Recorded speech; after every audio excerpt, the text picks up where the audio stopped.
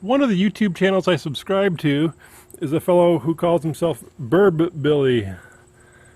It's kind of a handyman, kind of a vlog channel. I always look forward to when he puts something out, which he does pretty frequently in blasts like all of us. We get tied up and stop making videos for a while, but he's pretty consistent. He does tool reviews, a lot of good stuff like that.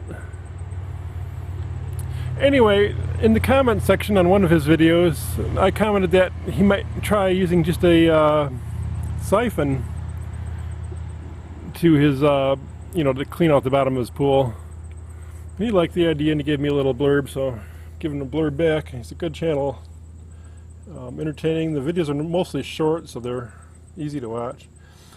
This old hose is headed off to my hot tub, and I use a siphon to clean my hot tub out. I use metal control in the water when I put fresh water in, and that makes a precipitant come out on the bottom of the tub, much like he's having with his pool. And then I gotta suck that up, else let the filter grab it, which is not a good idea. You can actually get rid of the metals by sucking up the bottom, the ashy stuff off the bottom of the hot tub. So to make that easier, I've got this hose set so I can with this type of spigot, hydrant, or whatever you want to call it. It's an anti-siphon type unit, so it's very freeze resistant for the winter if they're properly installed.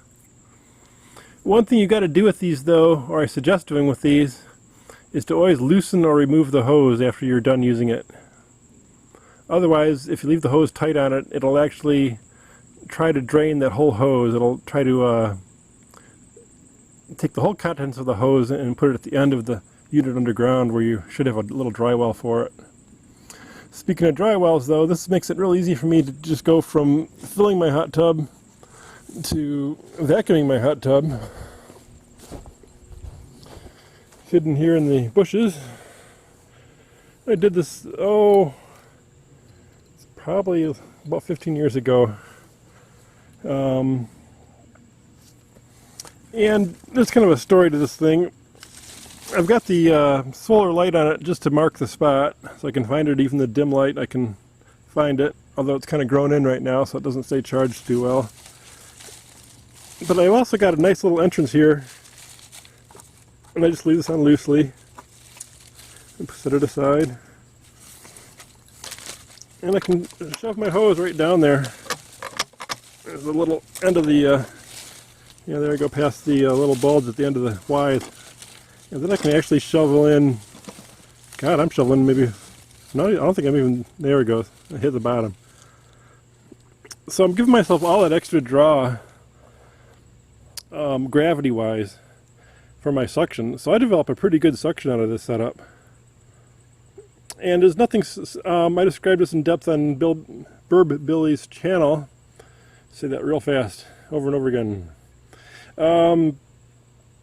Anyway, what I've got in here is some of that drainage tile, that black drainage tile, plastic with the slots in it. And it's a piece that's about 3 feet long, and it's a real wide piece. It's probably like 12 to 15 inches in diameter at least. It's a pretty wide piece. And my brother gave it to me and said, I'm going to make a better drywall out of that. I already had a drywall here, and I dug it up with my girlfriend at the time, who was with me, and we found this little frog, well actually it was a big frog, at the bottom of the thing, totally pale white, because he'd lived at the bottom of this drywall his whole life. And she felt so bad about it, she made sure that when I made this one, I made it so nothing could get in there. No critters can accidentally be imprisoned down there.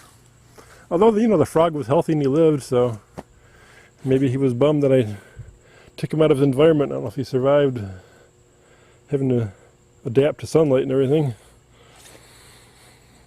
So anyway, this big piece of tile I have, which is like 3 feet long, is buried vertically, not horizontally. It's buried straight down vertically. So I got a hole that's maybe at least 4 feet deep, maybe even, and then the bottom 3 feet of it aligned with that pipe. And then above that I've got some kind of plate to receive this, hose and nozzle to it. Let me see how much I got out of this. Yeah, so that's actually about 4 feet. That's about what I would predict. 3 feet of the pipe and then a foot down from there. So I get 4 feet extra drop out of this.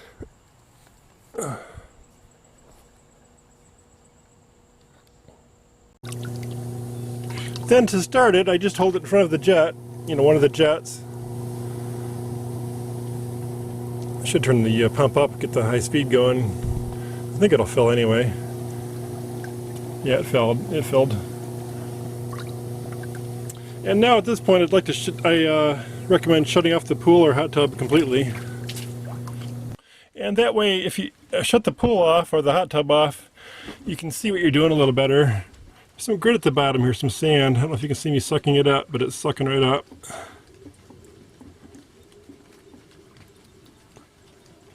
And of course it's a hot tub, so I don't have trouble with leaves like he does, but it's a pretty strong suction. It doesn't get plugged very easily. I've almost never plugged it. I've even sucked down a whole, I get these things called skinks. Anyway, sucked down some surprisingly big objects without plugging. And I can get the stuff that floats on the edge too, just by bobbing up, not very long, but just a quick bob. Grab a little thing.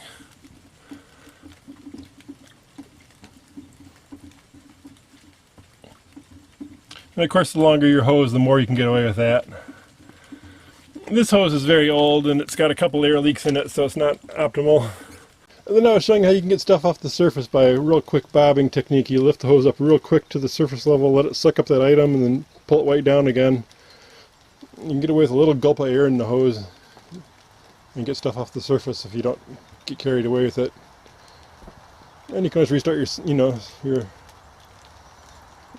the jets to restart yourself. But I actually shut the jets and the power off when I'm siphoning, so the water gets real still and I can see better.